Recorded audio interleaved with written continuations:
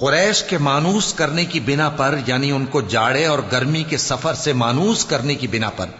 انہیں چاہیے کہ اس نعمت کے شکر میں اس گھر کے مالک کی عبادت کریں جس نے ان کو بھوک میں کھانا کھلایا اور خوف سے امن بخشا۔